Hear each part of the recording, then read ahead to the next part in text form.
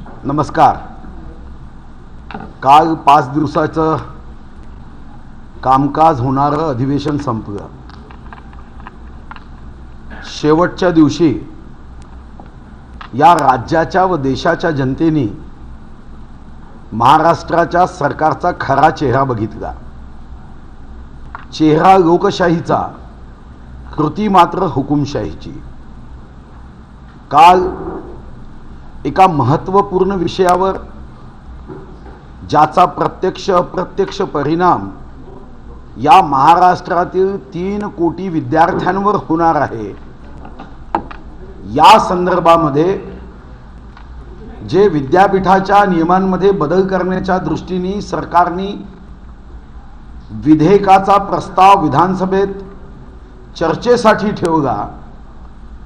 आम्ही वारंवार विनंती केल्यानंतर सुद्धा सरकारने घटनाबाह्य कृती केली. सन्माननीय विरोधी पक्षनेते देवेंद्रजी यांना चर्चेच्या मधात थांबवून त्या ठिकाणी एक लोकशाहीचा आतंक काल विधिमंडळामध्ये बघितला. असणाऱ्या सत्तेची मस्ती, सत्तेचा अहंकार, सत्तेचा दुरुपयोग, मीच बांधेल मीच ठरवेल ते धोरण व मीच बांधेल ते तोरण, या भावनेने काम करणारं सरकार बघितलं. इथंच या सरकारची कृती थांबत नाही. आतापर्यंत साधारणतः 98दा घटनाबाह्य कृती या सरकारने केली. कधी मंत्रिमंडळाच्या पवित्र व्यासपीठाचा उपयोग हा राजकारण करण्यासाठी केला. मंत्रिमंडळाच्या बैठकीत दुसऱ्या राज्यामध्ये झालेल्या घटनेच्या संदर्भात 2 मिनिटं मौन पाळायचं. महाराष्ट्रामध्ये अन्नदाता सुखी भव, त्या शेतकऱ्यांच्या आत्महत्या होतात. आमच्या आई बहिणींवरच्या अत्याचाराच्या संदर्भामध्ये नराधमांनी केलेले कृत्य, त्यातून आमच्या एखाद्या आई बहिणीचा दुर्दैवाने मृत्यू होतो, याबद्दल चकार शब्द नाही. मंत्रिमंडळाच्या बैठकीत कोणतीही कॅबिनेट नोट नसताना या राज्याचे रूल्स ऑफ बिझनेस स्पष्ट आहे की मंत्रिमंडळाच्या बैठकीमध्ये कॅबिनेट नोट असल्याशिवाय निर्णय करता येत नाही. तिथेही घटनाबाह्य कृती. महामहिम राज्यपाल महोदयांना विमानातून उतरवण्यापर्यंत या सरकारची मजल गेली. महामहिम राज्यपाल महोदयांना विश्वरत्न, भारतरत्न, महामानव डॉक्टर बाबासाहेब आंबेडकर यांच्या घटनेनुसार ते राज्याचे घटनात्मक प्रमुख आहे. या राज्याच्या जनतेच्या प्रत्येक पैशाचा हिशोब घेण्याचा अधिकार त्यांना आहे. त्याचा उपयोग जनहितासाठी होतो की नाही, दीनदुर्बल शोषित पीडित व्यक्तीच्या आयुष्यामध्ये सुख समाधान व्हावं, त्याच्या दैनंदिन आवश्यक गरजा पूर्ण व्हाव्या, यासाठी होतो की नाही, अधिकाऱ्यांची बैठक बोलवल्यानंतर अधिकाऱ्यांना जाऊ द्यायचं नाही. मुख्यमंत्र्यांना निमंत्रण दिल्यानंतर मुख्यमंत्र्यांनी जायचं नाही. महामहिम राज्यपालांच्या संदर्भामध्ये अतिशय दुर्दैवी अशा घटनाबाह्य शब्दांचा उपयोग करायचा. या सरकारची जी कृती आहे ती घटनाबाह्य कृतीची एक परंपरा या सरकारने सुरू केली आहे. आणि काल तर अतिरेक केला. गेले 27 वर्ष मी विधानसभेत आहे. अनेक सरकार बघितले, अनेक मुख्यमंत्री बघितले. हे खरं आहे की मी जेव्हा लायब्ररीमध्ये जाऊन शोध करण्याचा प्रयत्न केला की 1 मे 1960 पासून अधिवेशनात मुख्यमंत्री नाहीत असं एखादं अधिवेशन असेल, पण मी माननीय मुख्यमंत्री उद्धवजींना धन्यवाद देतो की त्यांनी हा सुद्धा रेकॉर्ड मोडण्याचं काम केलं की मुख्यमंत्री नसणारं हे पहिलं अधिवेशन आहे. विधानसभेचा अध्यक्ष नाही, मुख्यमंत्री नाही. पण जसं एखाद्या चित्रपटामध्ये जरी मुख्य स्थानावर उपस्थित न राहता काही कृती करण्याचे आदेश व्हायचे, काल ते मी बघितलं. मी स्वतः व्यक्तिगत रीतीने सन्माननीय अजितदादांना विनंती केली, देवेंद्रजींनी विनंती केली. मी स्वतः आदित्य ठाकरेजी माझ्यापेक्षा वयाने लहान आहे तरी विनंती केली. की या राज्यातले 23 विद्यापीठ, त्यापैकी 11 विद्यापीठ हे ट्रॅडिशनल एज्युकेशन देणारे विद्यापीठ आहेत, यापैकी एक महिला विद्यापीठ आहेत. या सर्व विद्यापीठांच्या कायद्यामध्ये बदल करत असताना चिंतन व्हावं, चर्चा व्हावी, मंथन व्हावं, प्रत्येक मुद्द्याच्या संदर्भात भूमिका स्पष्ट असावी. पण सरकार मात्र ऐकायलाच तयार नव्हती. सरकारने लोकशाहीच्या साऱ्या परंपरा मुडीत काढल्या. विरोधी पक्ष नेत्याच्या भाषणातून थांबवून जबरदस्तीने छगन भुजबळ साहेब आलेत आणि विधानसभेच्या कामकाजाला बंद पाडण्यामध्ये पुढाकार घेतला. खरं ते आश्चर्य आहे. स्वर्गीय बाळासाहेब ठाकरेजी, हिंदू हृदय सम्राट बाळासाहेब ठाकरेजींना अटक करणारे हट्ट आणि 505(2)चा गुन्हा बाळासाहेबांवर दाखल करून त्यांना अटक करण्यासाठी पुढाकार घेणारे छगन भुजबळजी, तेव्हा हिंदू हृदय सम्राट स्वर्गीय बाळासाहेब ठाकरेजींनी स्वतः पत्रकार परिषद घेतली आणि सांगितलं की याला मंत्रिमंडळातून ताबडतोब बरतरफ करा, बरखास्त करा, राजीनामा घ्या. हे या राज्यामधल्या शिवसैनिकांचं दुर्दैव आहे. ज्यांच्यासाठी हिंदू हृदय सम्राट स्वर्गीय बाळासाहेब ठाकरे हे दैवता समान आहे, त्याच स्वर्गीय बाळासाहेब ठाकरेजींचे चिरंजीव पित्याच्या कधीच कोणी न पाहिलेल्या शक्तीचा दाखला देत स्वर्गीय बाळासाहेब ठाकरेजींनी जे सांगितलं की यांना बडतर्फ करा, बरोबर त्याच्या विरुद्ध कृती करत त्यांना आपल्या मांडीला मांडी लावून बसण्याची खुर्ची मंत्री म्हणून उपलब्ध केली. हा महाराष्ट्र बघतोय. भारतीय जनता पार्टीने निर्णय केला, आता या अतिरेकाच्या विरुद्ध, आतंक आणि दहशतीच्या विरुद्ध आमच्या विरुद्ध कोणी बोलला की त्याला अटक करू, त्याच्यावर गुन्हा दाखल करू. अशा अनेक केसेस आपण बघतोय. निवृत्त नेव्हीच्या अधिकाऱ्याला, जे राष्ट्राला समर्पित असं त्यांचं जीवन होतं, त्यांनी फक्त एक पोस्ट केली म्हणून त्याला मारहाण करणारे हेच ते राज्यकर्त्यांचे प्रतिनिधी आज या राज्यामध्ये एक आतंक आहे, दहशत आहे. राज्यामध्ये घटनात्मक पेच निर्माण झाली आहे. घटनात्मक परिस्थिती अत्यंत चिंताजनक आहे.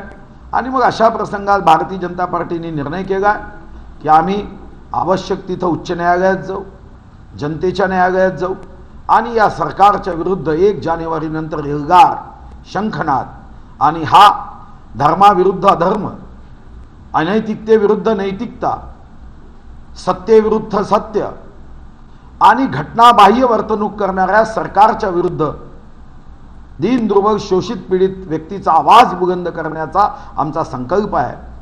आणि या संकल्पाला जनतेने साथ द्यावी, जनतेने आशीर्वाद द्यावा आणि जिथं जिथं भारतीय जनता पार्टी या सरकारच्या या घटनाबाह्य वर्तणुकीच्या विरुद्ध एल्गार करेल, सर्वसामान्य व्यक्तींनी सुद्धा यामध्ये सहभागी व्हावं असं आवाहन मी आपल्या माध्यमातून करतो.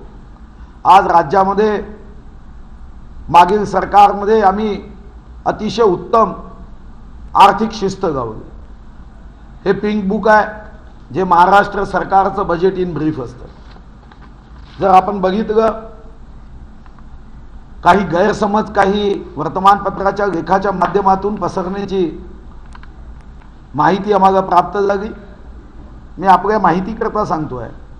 काही लोक असा दावा करतायत की जुन्या काँग्रेस राष्ट्रवादीच्या शासनामध्ये जे कर्ज होतं ते महाराष्ट्रामध्ये गेल्या 5 वर्षामध्ये ते कर्ज वाढलं. मी तुमच्या माहितीकरता सांगतोय की 2,94,261 कोटीचं कर्ज हे स्वर्गीय बाळासाहेब ठाकरेजींची शिवसेना व भारतीय जनता पार्टी यांच्या युतीच्या कार्यकाळात होतं. जेव्हा आम्ही राज्य सोडलं तेव्हा 4,51,114 कोटी हे कर्ज होतं. साधारणतः आमच्या 5 वर्षामध्ये आम्ही 1,57,053 कोटीचं कर्ज घेतलं 5 वर्षात. पण तुम्हाला आश्चर्य होईल की या 2 वर्षात हेच कर्ज जर तुम्ही हे पिंक बुक वाचलं तर 6,15,170 कोटी झालं. म्हणजे साधारणतः आमच्या 5 वर्षात आम्ही 1,57,053 कोटीची वाढ झाली. यांच्या 2 वर्षात 1,64,056 कोटीची वाढ झाली. आम्ही आर्थिक मापदंडामध्ये राज्याची अर्थव्यवस्था जनतेची सेवा करत असताना दुर्गम भागातील दीन दुर्बल शोषित पीडित अंध अपंग निराधार असहाय्य विधवा परित्यक्त्या घटस्फोटिता अनुसूचित जाती जमाती या सर्वांच्या कल्याणाचा योजना आखत असताना सुद्धा आम्ही एकूण 2014-15 मध्ये जी महसूल जमेची टक्केवारी वेतन निवृत्ती वेतन व्याज ही होती ही 14-15 मध्ये 62.55% पोहोचली होती. 62.55 आणि 18-19 मध्ये ही आम्ही 50.46 पर्यंत आणण्यामध्ये यशस्वी झालो. आज ती 57.1 आहे. महत्वाचा दुसरा मुद्दा ज्याबद्दल आज राज्य सरकारमध्ये असणारे जे नेते आहेत मंत्री आहेत ते टीका करायचे महसुली तुटीच्या संदर्भात. मी तुम्हाला मुद्दाम महसुली तुटीचे आकडे वाचून दाखवतो की जेव्हा त्यांनी सरकार सोडलं तेव्हा 12,138 कोटीची महसुली तूट होती. आम्ही राज्यामध्ये 15-16 मध्ये 5,338 कोटी, 16-17 मध्ये 8,536 कोटी ही आमची महसुली तूट. पण 17-18 मध्ये आम्ही महसुली आधिक्य आणलं 2,082 प्लस 2,082 CR हे आम्ही महसुली आधिक्य आणलं. 18-19 मध्ये आमचं महसुली आधिक्य हे 11,975 कोटी होतं. म्हणजे 1 मे 1960 नंतर पहिल्यांदा असं घडत होतं की आमच्या राज्यामध्ये महसुली आधिक्य निर्माण झालं. आम्ही 11,975 कोटी होतो. आणि जर तुम्ही 20-21 मध्ये या सरकारमधले आकडे बघाल तर 46,178 कोटी ही महसुली तूट आहे. म्हणजे राज्यामध्ये आम्ही 11,975 कोटी महसुली आधिक्य होतं ते 46,178 कोटी ही तूट या राज्यामध्ये निर्माण झाली. काही वर्तमानपत्रातून काही चुकीची माहिती दिली जाते. कर्जाचे आकडे कधीच जगामध्ये अर्थशास्त्राचा जे अभ्यास करतात त्यांना माहिती आहे की कर्जाच्या आकड्यावरून राज्याच्या आर्थिक परिस्थितीचं आकलन मूल्यांकन केलं जात नाही. हे कर्ज आपल्या एकूण GSDPच्या ग्रॉस स्टेट डोमेस्टिक प्रॉडक्टच्या किती टक्के आहे यावर आकलन केलं जातं. आजही राज्यामध्ये मी तर स्वतः अर्थमंत्र्यांना सुचवलं की कर्ज घेणं वाईट नसतं. मी काही नेत्यांच्या निवडणुकीतल्या ॲफिडेव्हिटचा अभ्यास केला आणि या सर्व नेत्यांच्या ॲफिडेव्हिटचा अभ्यास केला तर यांचं उत्पन्न 1 कोटी आहे, कर्ज 15 कोटी म्हणजे 15 पट आहे. आपल्या राज्यामध्ये साधारणतः आमचा GSDP हे 30 लक्ष कोटी आहे आणि आमचं कर्ज त्या तुलनेमध्ये नीती आयोग असो किंवा रिझर्व्ह बँक असो किंवा देशाचा अर्थ विभाग असो आमचं कर्ज अजूनही मर्यादेमध्ये आहे. प्रश्न एवढाच असतो की हे कर्ज जे आहे या कर्जाचा उपयोग हा उत्पादक गोष्टीसाठी व्हावा, राज्याचं उत्पन्न वाढावं यासाठी व्हावा, अनप्रॉडक्टिव्ह गोष्टीसाठी होऊ नये. आणि हे आकडे सुद्धा मी सांगतो की म्हणून कर्ज जसं एखाद्याचं रक्त तपासल्यावर हिमोग्लोबिन तपासताना किती लिटर रक्त याच्या शरीरात आहे हे तपासलं जात नाही, हिमोग्लोबिन किती % आहे हे तपासलं जातं. आर्थिक व्यवस्थेमध्ये सुद्धा तुमचं कर्ज किती टक्के आहे हे तपासलं जातं. मी आपल्या मुद्दाम माहिती करता सांगतो की 2000 ते 2014 पर्यंत हायएस्ट आपल्या कर्जाचं जे प्रमाण होतं एकूण कर्ज स्थूल राज्य उत्पन्नाच्या टक्केवारीशी हे 28.2% पर्यंत गेलं होतं. पण प्रयत्नपूर्वक आम्ही जेव्हा राज्य सोडलं तेव्हा 15.78 पर्यंत हे कर्जाचं प्रमाण आणलं, 15.78. आणि मी माझ्या मनाचे आकडे सांगत नाही, यामध्ये हे पिंक बुक आहे. हे जे पिंक बुक आहे हे सरकारचं पुस्तक आहे आणि म्हणून मी आपल्या माध्यमातून सर्व जे कोणी भारतीय जनता पार्टी आणि स्वर्गीय बाळासाहेब ठाकरेजीच्या शिवसेनेबद्दल आर्थिक दृष्टिकोनातून लिहिताना माझी एवढीच विनंती आहे की लिहिताना हे पिंक बुक अवश्य वाचावं. जनतेमध्ये गैरसमज होईल अशा पद्धतीने भाष्य करणं, अशा पद्धतीने लिखाण करणं हे राज्याच्या जनतेमध्ये शंका, संदिग्धता, संभ्रम अवस्था जन्माला घालते. आणि म्हणून मागच्या 5 वर्षामध्ये आम्ही आर्थिक दृष्टिकोनातून योग्य शिस्त लागावी याचा पूर्ण प्रयत्न केला. आज कोरोनाच्या वैश्विक महामारीमध्ये मी हे समजू शकतो की राज्य सरकारची राजकोषीय तूट सुद्धा जी आमच्या कार्यकाळात 23,015 कोटी होती ती 87,697 कोटी झाली. आमच्या कार्यकाळात जी राजकीय स्तूट हे स्थूल राज्य परिणामाच्या 0.89% होती ती आज 3.29% झाली. पण याला मी काही सरकारला दोष देणार नाही. वैश्विक महामारीच्या या संकटामध्ये आपल्याला काही आर्थिक तूट, आर्थिक होणारा परिणाम हा निश्चितपणे झाला, हे मला मान्य आहे.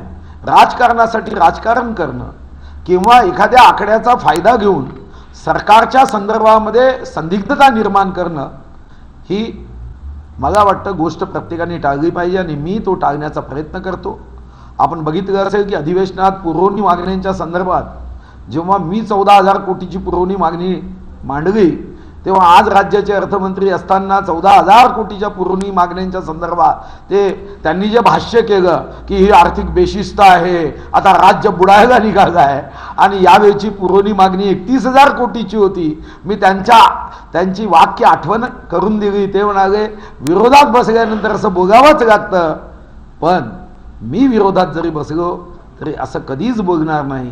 राज्याच्या जनतेच्या हितासाठी जे जे उत्तम आहे त्याला आमचा पाठिंबा असणार आहे. आज राज्य सरकारची जी कृती आहे ही कृती लोकशाहीची हत्या करणारी कृती आहे. लोकशाहीला काळीमा फासणारा कालचा दिवस होता आणि या विरुद्ध एकीकडे न्यायालयात तर आम्ही जाऊच, पण जनतेच्या न्यायालयात जाऊन यांचा खरा चेहरा हा लोकांसमोर आणण्याचा प्रयत्न करू. आपल्याला काही प्रश्न विचारायचे असतील तर विचारू शकता. सभागृहामध्ये बोलताना तुम्ही कायद्याबद्दल सरकार बरखास्त करून दाखवलं नाही तर नाव बदलू अशा पद्धतीची एक आव्हान ठाकरे सरकारला दिलं, त्यामागची भूमिका नाही, भूमिका स्पष्ट आहे. मी 27 वर्ष विधानसभेचा सदस्य आहे. या 27 वर्षात अनेक मुख्यमंत्री बघितले, अनेक अध्यक्ष बघितले. म्हणजे जेवढे अध्यक्ष आणि मुख्यमंत्री प्रत्यक्ष विधानसभेत आजच्या मुख्यमंत्र्यांनी बघितले नाही, या विषयामध्ये मात्र मुख्यमंत्र्यांपेक्षा जास्त विधिमंडळाच्या कामकाजाचा अनुभव निश्चितपणे मला आहे. एक महत्वाचं बिल, या महत्वाच्या बिलाच्या संदर्भात करोडो विद्यार्थ्यांचं जीवन आणि त्या जीवनामध्ये प्रकाश निर्माण करायचा की अंधार निर्माण करायचा ही भूमिका, अशा भूमिकेवर चर्चा न करता खरं तर मी विनंती केली, अजितदादांना मान्य देवेंद्रजींनी विनंती केली. देवेंद्रजीशी चर्चा झाल्यानंतर मी स्वतः खरं तर आता मी त्या बाजूला जात नाही, पण त्या बाजूला जाऊन आदित्य ठाकरेजींना विनंती केली. माझ्यापेक्षा वयाने लहान असून विनंती केली. शेवटी जनतेच्या हितासाठी मी विचार केला की झुकेगा वही जिसमें जान है. पण ज्या पद्धतीने काल सारा महाराष्ट्र बघत होता, तुम्हीही बघत होता, तुम्ही तर साक्षीदार आहे, ज्या पद्धतीने त्या कायद्यामधल्या तरतुदीच्या संदर्भामध्ये संदिग्धता आहे, त्या कायद्यामध्ये आपल्याकडे हक्क घेऊन उद्या त्या विद्यापीठाला युवा सेनेचं कार्यालय बनेल अशा पद्धतीच्या तरतुदी आहे. उद्या कोण कोणाला डिग्री देईल याचा पता नाही. अरे शिक्षण हे एक पवित्र क्षेत्र आहे. 1832 मध्ये मेकॅगेने लंडनच्या पार्लमेंटमध्ये जी भाषा वापरली की मी या भारत देशामध्ये असे कायदे, अशी शिक्षण व्यवस्था जन्माला लागेल की ज्यामध्ये जॉब क्रिएटर नव्हे जॉब सीकर जन्माला येतील. तो परिणाम आज देश भोगतोय. ज्या देशामध्ये गुणवत्ता होती, प्रचंड क्षमता होती, ज्या देशाची अर्थव्यवस्था जगामध्ये सर्वश्रेष्ठ होती, त्या देशामध्ये 70 कोटी जनतेला मोफत धान्य द्यावं लागतं, ही आमची सुरुवात आहे. मग अशा प्रसंगामध्ये एकीकडे आमच्या शिक्षणाचे आकडे वाढत नाही, 21व्या शतकात आहोत, पण आम्ही असा दावा करू शकत नाही की 100% साक्षरता आम्ही निर्माण केली. इंटरनेटचं युग आहे, पण इंटरनेटच्या युगामध्ये दुर्गम भागापर्यंत आमच्या व्यवस्था अपुऱ्या आहे. आज जगातल्या उत्तम 200 विद्यापीठामध्ये महाराष्ट्रातलं एकही विद्यापीठ नाही. अरे जो महाराष्ट्र शाहू महाराजांची भूमी आहे, जो महाराष्ट्र क्रांतिज्योती सावित्रीबाई फुले आईची भूमी आहे, जो महाराष्ट्र विश्वरत्न भारतरत्न महामानव डॉक्टर बाबासाहेब आंबेडकर ज्यांच्या पदव्यांच्या संदर्भामध्ये जगाने सन्मान करावा, doctorate of science, doctorate of law, doctorate of philosophy. त्या महाराष्ट्रामध्ये अजूनही आम्ही 100% साक्षरतेपर्यंत पोहोचू शकलो नाही. आणि तुम्ही जर असे विधेयक आणलेत तर उद्या जगामध्ये जर एखाद्या जाहिरातीमध्ये कंडिशन अप्लाय की महाराष्ट्रातील विद्यार्थ्यांनी किंवा महाराष्ट्राच्या विद्यापीठातून शिक्षण घेतलेल्या विद्यार्थ्यांनी या पदासाठी अर्ज करू नये, तर काय अवस्था होईल महाराष्ट्राची? अरे महाराष्ट्र हे ज्ञानगंगा आहे. ज्या महाराष्ट्रामध्ये एक आर्थिक महानगरी, आर्थिक कॅपिटल आहे, त्याच महाराष्ट्रात आम्ही पुण्यासारखी विद्येची नगरी म्हणतो. त्या कायद्यामध्ये बदल करताना चिंतन करायचं नाही. आणि म्हणून मी असं म्हणालो की घटनाबाह्य 98दा चुका केल्या आहेत. 98 टाइम्स. कधी महामहिम राज्यपाल महोदयांना विमानातून उतरवून द्यायचं, महामहिम राज्यपालांनी बैठक बोलवली जी घटनेच्या चौकटीत आहे, आणि काही लोक घटना न वाचता मनात जे येईल ते बेतालपणे चॅनलवर बोलतात. बेतालपणे. घटनेमध्ये तरतूद आहे की या राज्याचा प्रत्येक रुपया आणि त्याचा खर्च, त्याचा विनियोग हा जनहितासाठी होतो आहे की नाही, हे घटनात्मक प्रमुख म्हणून राज्यपालांवर विश्वरत्न महामानव डॉक्टर बाबासाहेब आंबेडकरांच्या घटनेने दिली. त्यांनी बैठक घेतली तर अधिकाऱ्यांना पाठवायचं नाही. राज्यपालांचा उपमर्द होईल, अपमान होईल अशा पद्धतीचं भाष्य करायचं, कधी राज्यपालांचा उपमर्द होईल असं पत्र द्यायचं, आणि आपल्या कुटुंबातील एका सदस्याचा जर अपमान झाला तर 15,800 कोटी, मागच्या वर्षीपर्यंत 15,000 कोटी होते, यावर्षी 800 कोटी वाढलेत. ती पोलीस व्यवस्था पूर्ण गावायची. पोलिसांचं राजकीयकरण करण्यात आलं आहे. पोलिसांच्या हातून अशा पद्धतीने कायदेबाह्य कृती करायची. शेवटी तुम्ही निघून जाल, पण जे पोलीस कायदेबाह्य कृती करतील, देर जरूर है अंधेर नाही आहे, हे भोगावं लागेल. आणि म्हणून मी असं म्हणालो की 98दा कायद्याचा उल्लंघन झाला आहे, संविधानाच्या चौकटीत सरकार काम करत नाही. मग अशा प्रसंगात सुप्रीम कोर्ट सुद्धा मग याची जाणीव आहे की विश्वगौरव, देशगौरव, देशाचे पंतप्रधान नरेंद्र मोदी हे खरे लोकशाहीवादी आहे. ते या कायद्याचा उपयोग करणार नाही. पण सुप्रीम कोर्टामध्ये जर एखादा व्यक्ती गेला तर सुप्रीम कोर्ट स्वतः सांगेल की अशा घटनाबाह्य चुका या घटना समितीला कधीच अभिप्रेत नव्हत्या. आणि म्हणून मी त्या सभागृहामध्ये जिथं घटनेचा खून होत होता तिथं सांगितलं की मी दर्शक असणार नाही. शेवटी त्या खुर्चीसाठी मी आलो नाही. माझ्यासाठी महत्त्व आहे या राज्याच्या हिताचं. ज्या राज्याचं मी अन्न खातो, पाणी पितो, त्या शेतकऱ्यांचा आवाज मी बुलंद करू शकलो नाही, तर असं पद माझं कोणत्याही कामाचं नाही.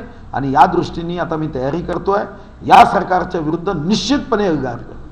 अजित पवारांची प्रतिक्रिया आली आणि अजित पवार असं म्हणतात की हे लोकशाहीचं सरकार आहे आणि अशा पद्धतीचं सरकार बरखास्त करता येणार नाही, बहुमतच आहे. हे सुप्रीम कोर्ट आहे. स्वतःच्या चुकीचे स्वतः वकील, दुसऱ्याच्या चुकीचे स्वतः न्यायाधीश, आणि हे बहुमताचं सरकार आहे म्हणजे काय हो? तुम्ही सर्वजण आहात, तुम्हाला समजतं. भारतीय जनता पार्टी आणि स्वर्गीय बाळासाहेब ठाकरेजींची शिवसेना जी भुजबळांच्या विरुद्ध होती, त्या भाजप शिवसेनेच्या युतीला 161 विधानसभा जिंकल्या. 161, 2,30,58,525 मतं. काँग्रेसला 44 विधानसभा, राष्ट्रवादीला 54, ते 98. पण बेईमानी झाली, जनतेच्या मताशी विश्वासघात झाला. हे खरं लोकशाहीचं सरकार आहे गो. मला तुम्ही प्रश्न विचारण्याच्या ऐवजी तुम्ही कधी स्वतःच्या मनाला विचारा, अशी बेईमानी कधी पाहिली? म्हणजे तुम्ही एका विधानसभा सदस्यांनी दुसऱ्या पक्षात गेल्यानंतर आपण असं म्हणतो की यांनी राजीनामा दिला पाहिजे. घोडेबाजार आपल्या लोकशाहीला मान्य नाही, पण ठोक घोडेबाजार मान्य आहे. की ठोक घोडेबाजार केला तर तो आमच्या घटनेला मान्य आहे. चोरी केली तर चूक आहे, दरोडा टाकला तर तो मात्र कायदेशीर आहे. मला वाटतं की ही भूमिका बरोबर नाही. हे खरं आहे की लोकशाहीमध्ये डोके किती हे महत्त्वाचं आहे, डोक्यात काय हे महत्त्वाचं नाही, हे खरं आहे. पण याचा अर्थ अशा पद्धतीने आम्ही बहुमतात आहोत हे सांगण्याचा अधिकार या सरकारला नाही. हे सरकार शुद्धपणे बेईमानीने जन्माला आलेलं आहे. जर घटनाकार विश्वरत्न बाबासाहेब आंबेडकरांना असेही कोणी पक्ष आणि पक्षनेते जन्माला येतील असं वाटलं असतं तर त्यांनी घटनेत तेव्हाच तरतूद केली असती. पण साधारणतः राजकारणामध्ये अशी बेईमानी कोणी करेल असा विश्वास कोणालाच वाटत नाही.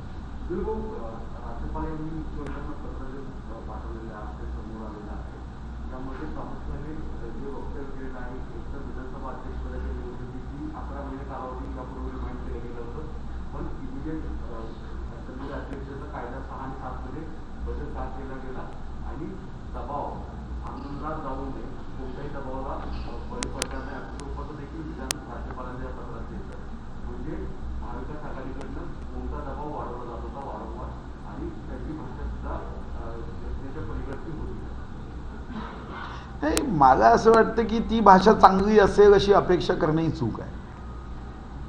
शेवटी कडुनिंबाच्या झाडाला क्विंटल क्विंटल साखरेचं पाणी टाकलं आणि एखाद्याने असा विचार केला की आता या झाडाची पानं गोड होतील, ते जेवढं खोटं आहे तेवढंच ज्या सरकारमधले नेते ही गव्हर्नमेंट नाही आम्ही गँग पार्टी आहोत असं म्हणतात, जे म्हणतात की पाप केल्याने कोरोना होतो, ज्या राज्यामध्ये डॉक्टरपेक्षा कंपाऊंडर मोठा होतो, स्वातंत्र्यवीर सावरकरांनंतर आता मराठी शब्दाचा अर्थ जन्माला घालणारे नेते ज्या सरकारमध्ये असतात ते हरामखोर या शब्दाचा अर्थ नॉटी आहे, तर अशा सरकारकडून सभ्य भाषेचा उपयोग होईल असा विचार करणं हे गैर आहे. प्रत्येकाने आपल्या जे काही संस्कार आहेत त्यानुसार बोलायचं असतं. आणि म्हणून अपेक्षा ही नाही, अपेक्षा ही आहे की अशा प्रसंगात घटनेच्या चौकटीमध्ये ज्यांच्यावर घटनेच्या आधारावर सरकार चालावं किंवा चालत नसेल तर त्याला योग्य दिशा दाखवावी, त्यांनी मात्र लक्ष देण्याची आवश्यकता आहे. ज्या पद्धतीची भाषा वापरली पत्रामध्ये त्याच्यामध्ये राज्यपालाच्या नंतर तुमचा असंयमी स्वर पाहून मी निराश झालेलो आहे असं राज्यपालांनी मुख्यमंत्र्यांना पाठवलेलं पत्र. ठीक आहे, वडीलधारे आहे, मुद्दामच एखाद्याची चूक असेल तर ती सुधारवण्याचा प्रयत्न करण्यासाठी अशी भाषा वापरणं यामध्ये काय गैर आहे? मुख्यमंत्र्यांनी पत्रामध्ये ज्या पद्धतीची भाषा वापरली आहे राज्यपालांना ती पत्रातली भाषा ऐकून मी व्यथित झालेलो आहोत अशा पद्धतीचा पत्रात उल्लेख राज्यपालांनी केला. नाही, खरं आहे ना, तेच काय महाराष्ट्राची जनता व्यथित झाली आहे. या अगोदर या राज्यामध्ये तुम्ही कोणतेही मुख्यमंत्री घ्या, म्हणजे पृथ्वीराज चव्हाणजी असतील, स्वतः शरद पवार साहेब असतील, सुशीलकुमार शिंदे असतील, स्वर्गीय विलासराव देशमुख असतील, मनोहर जोशी सर असतील, मुख्यमंत्री कसे असावेत म्हणजे मी तर या मुख्यमंत्र्यांना हे मला सौभाग्य लाभलं की अशा उंचीच्या मुख्यमंत्र्यांसोबत विरोधी पक्षात मला काम करता आलं. ती जी काही उंची होती ती उंची आज काही राजकारणात दिसत नाहीये. खरं तर सुडाचं राजकारण हा आत्ता सत्तेचा समानार्थी शब्द झालाय. सत्ता आणि सूड हे दोन शब्द आता समानार्थी झाले आहे असं वाटावं अशी कृती घडत आहे.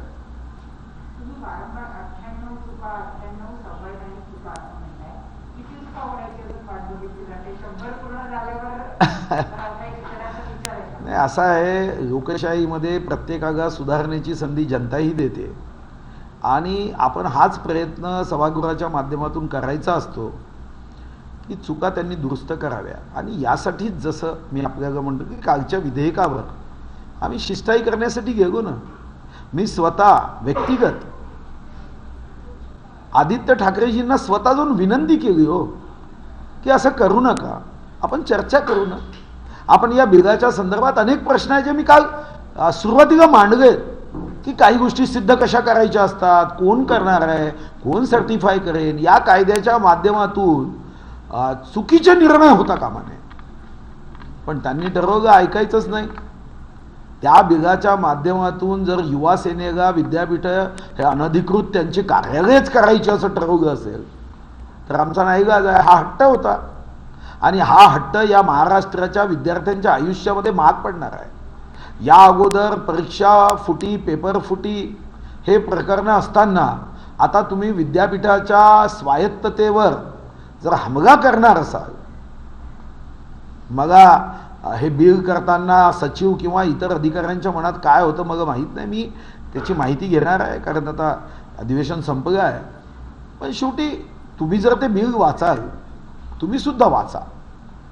आणि कारण नसताना यांनी एक नवीन पद्धत विकसित केली. या राज्यात झालं, अरे राज्यात झालं तर रेकॉर्डमध्ये आणा, ते बिल वाचायला द्या. संयुक्त चिकित्सा समिती 2 महिने अभ्यास करेल, कोणत्या राज्यात काय बिल झालं, जर्मन का पुढे गेलं, जो जपान बेचिराग झाला तो आज जगाच्या इकॉनॉमीमध्ये 3ऱ्या क्रमांकावर का आहे, महाराष्ट्र एवढी लोकसंख्या आहे. जे 1978 मध्ये चीन भिकारी होतं ते चीन पुढे का गेलं, सिंगापूर जगाच्या पर कॅपिटा इन्कममध्ये 3ऱ्या नंबरवर का गेला. आपण अभ्यास करू ना.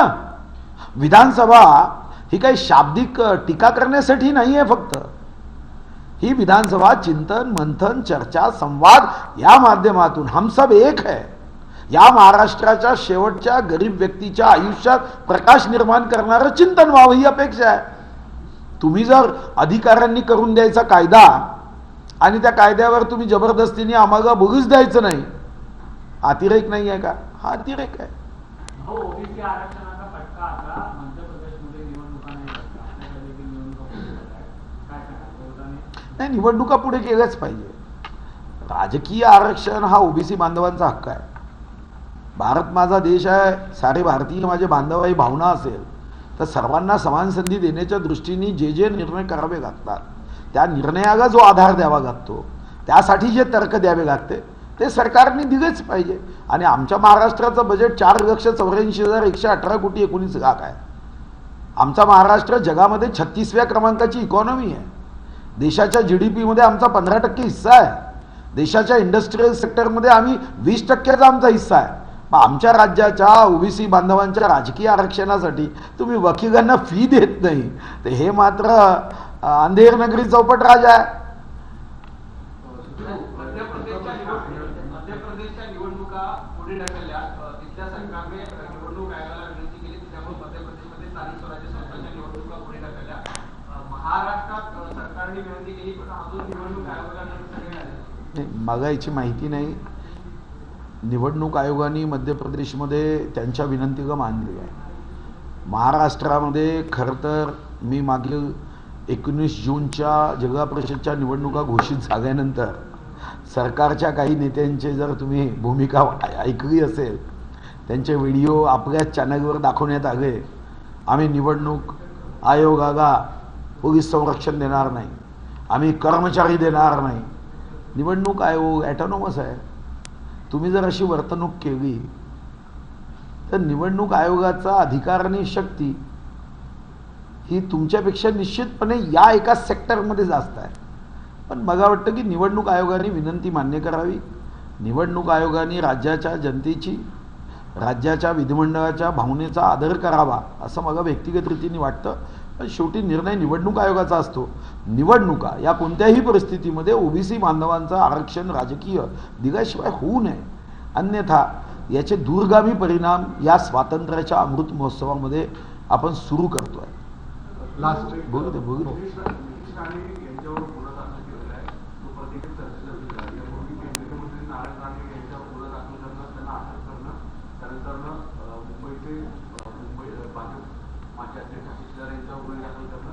महाविकास आघाडी सुद्धा नितीश राणे यांच्या वकिलांनी कोर्टात आत्महत्या सादर केलेला आहे की विनाकारण काही प्रकरणांमध्ये सत्ताधारी बाकावरचे लोक मोडण्याचा प्रयत्न करत आहेत. वारंवार अशा स्वरूपाचे कृत्य भाजपाच्या नेत्यांच्या बाबतीत का घडतंय आणि मुळात रेग्युलेशनचे सरकार पायदळी पुरवत आहे. नाही, असं आहे की त्यांनी सुडाच्या भावनेने वागायचं ठरवलं आहे. तुम्हालाही माहिती आहे की आदरणीय माजी मुख्यमंत्री देवेंद्र फडणवीसजी यांच्याबद्दल एका विधानसभा सदस्यांनी काय भाष्य केलं. कोरोनाचे जंतू मी तोंडात कोंबले असते, काही झालं नाही. स्वतः राज्याचे प्रमुखांनी 19 जूनला जेव्हा त्यांच्या पक्षाचा वर्धापन दिवस होता, त्या दिवशी काँग्रेसच्या नेत्यांना, खरं तर त्या दिवशी योगायोगाने राहुल गांधीजीचा जन्मदिवस होता, त्या दिवशी केक तर खाऊ घातलाच नाही, पण जोडे खाऊ घालण्याची भाषा केली. आले अंगावर की आम्ही घेऊ शिंगावर ही भाषा केली. खरं तर दुसऱ्याकडून जेव्हा चांगल्या शब्दाची आपण अपेक्षा करतो, खरं आहे संस्काराच्या बाहेर जाऊ नये, कोणीच मर्यादेच्या बाहेर जाऊ नये, शब्दाचा योग्य उपयोग करावा, प्रत्येकाचा स्वतःचा सन्मान आहे, या सन्मानागत ठेच पोहोचेल असं कोणी उपयोग करू नये. पण हे खरं आहे की स्वतः उपयोग करायचा, त्याचं समर्थन करायचं, आणि दुसऱ्यांनी तीच चूक केली तर त्याला मात्र आम्ही गुन्हा दाखल करून त्याला कोठडीत टाकण्याची भाषा करायची. ठीक आहे की अशा पद्धतीने जे वागतात इंग्रज असेच वागायचे, पण शेवटी ठीक आहे काही कालावधी लागला, इंग्रज गेले. आता इंग्रजासारखं कोणी वागायचं ठरवलंच असेल तो वक्त का इंतजार होता है.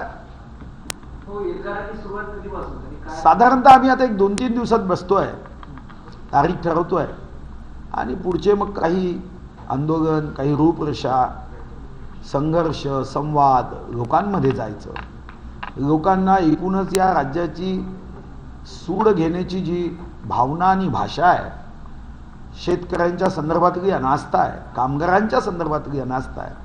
4-4 महिने निराधारांचं अनुदान दिलं जात नाही, दिव्यांगांचं अनुदान दिलं जात नाही, धडक सिंचन विहिरीचे पैसे दिले जात नाही, धानाच्या शेतकऱ्यांना बोनस दिला जात नाही, नियमित कर्ज भरणाऱ्यांना 50,000 रुपये खात्यात टाकू, ही तर कापूस कोंड्याची गोष्ट झाली आहे. तो नियमित कर्ज भरणारा शेतकरी विनंती करतोय, त्या शेतकऱ्यांचं पीक उभं आहे, सोनं उभं आहे. अहो, शेती करायला कष्ट करावे लागतात, परिश्रम करावे लागतात. 1 एकर शेती नांगरायची असेल तर 13.5 किलोमीटर आडवं उभं जावं लागतं, त्यासाठी त्यांच्याकडे गाडी नाही आहे. पावसाळ्यात चिखल तुडवावा लागतो, थंडीत जागणी करावी लागते. आणि अशा शेतकऱ्यांच्या संदर्भामध्ये तुम्ही महात्मा ज्योतिराव फुले योजनेचे अजून 400 कोटी दिले नाही, 50,000 रुपये देत नाही, धानाच्या हमीभावाचे पैसे तुम्ही देत नाही, त्यांचा चुकारा देत नाही, इथंच थांबले नाही. तर आम्ही अजून एक पाऊल पुढे केलं, श्रीमंताचे पैसे येणे बाकी आहे, त्यांचं कनेक्शन कापत नाही तुम्ही, पण शेतकऱ्यांचं पीक उभं आहे, तो सर हृदयापासून सरकारकडून करुणा विनंती की तुम्ही आता कनेक्शन कापू नका. सरकारच्या मंत्र्यांनी सांगितलं की आम्ही चालू बिल, करंट बिल भरलं तर कनेक्शन कापणार नाही. सरसकट आज मला सकाळी 10 फोन आले की करंट बिल भरतो म्हटल्यावरही कनेक्शन कापलं जातं. आता आमच्या हातात एवढंच आहे की जेव्हा अत्याचार वाढतो तेव्हा आम्हालाही विश्वास आहे, ईश्वराचा अंश असणारी ही जनता ही अशा अत्याचाराच्या विरुद्ध भविष्यात जेव्हा संधी येईल तेव्हा यांची योग्य दशा करण्यासाठी योग्य दिशेचा अवलंब करेगा विश्वास है. सर, हिंदी में सवाल ये है कि मालेगांव में जो 2008 में ब्लास्ट हुआ था उसमें आरएसएस से जुड़े करीबन 5 लोगों का नाम लिया गया था, सामने आया था, उन्हें आरोपी बनाया. कई लोग जो है हॉस्टाइल हो गए. उनका कहना है कि उस वक्त एनआईए ने उन पर दबाव डाला, जिसमें योगी आदित्यनाथ और बाकी कई आरएसएस से जुड़े लोगों का नाम है कि ये इनके कहने पर ये ब्लास्ट कराया गया था.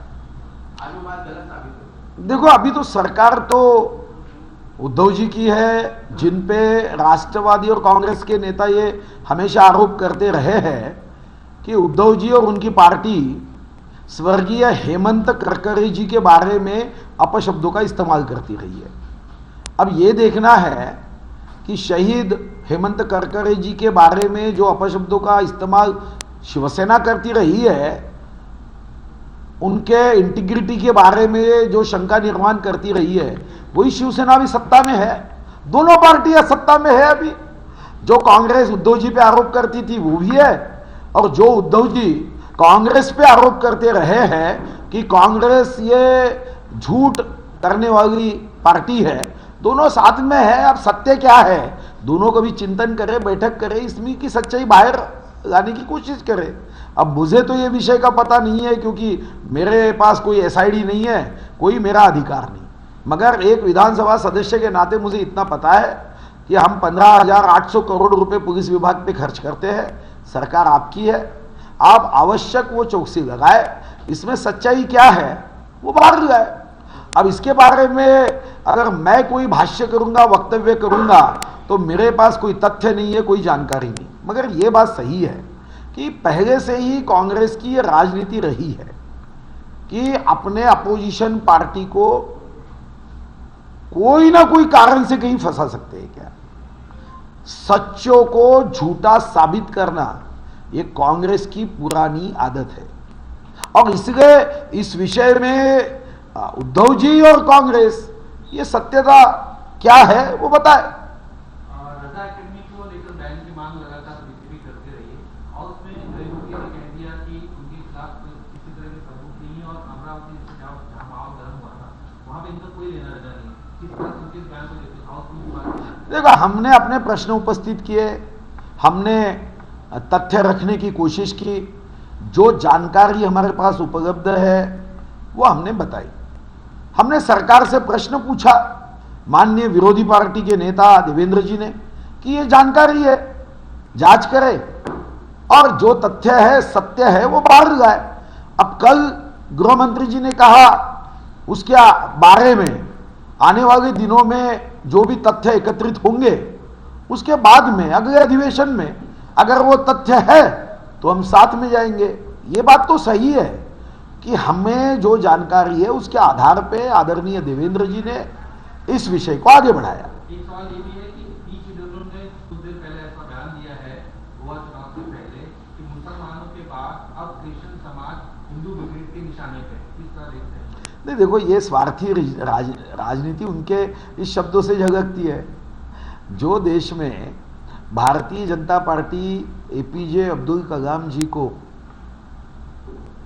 देश का राष्ट्रपति बनाती है तो क्या भारतीय जनता पार्टी किसी धर्म के विरोध में है? आज भी मुझे बचपन से, जब मैं राजनीतिक झंडा 1977 15 वर्ष का था, मेरे पिताजी को 19 महीने की आनी बानी में जेल हुई थी, तो 15 वर्ष के चलते समय हाथ में झंडा लेके हम अटल जी, अडवाणी जी और सिकंदर बख्त जी का नाम लेते थे। तो क्या सिकंदर बख्त ये कोई हिंदू थे? आज देश में जिन राज्यों में हम कहते हैं कि ये ईसाई बहुल राज्य है, वो 7 सिस्टर, वह भारतीय जनता पार्टी की सरकार है। तो ये कुछ स्वार्थी लोगों का, जिनको सत्य से प्रेम नहीं सत्ता से प्रेम है, जिनके लिए खुर्ची सर्वोपरि है, देश से भी ज्यादा, जिनके जीवन में खुर्ची ये जान से भी प्यारी है, ऐसे लोगों के बीच में जाकर यही कहेंगे। ये कभी नहीं कहेंगे कि ईसाई भाइयों के उन्नति प्रगति के लिए हमारे सरकार ने ये विकास के कार्य किए, ये नहीं कहेंगे। यही कहेंगे कि आप ये सरकार से दूर रहो, उनके मन में डर भरने का काम, और काम नहीं ये पाप है, वो पाप ये करते रहेंगे। हमारा नारा तो सीधा है, हिंदू मुस्लिम सिख ईसाई कहां से आई कांग्रेस आई, इतना ही हमारा नारा है। आई भवानीचा गजर म्हणजे झी 24 तास।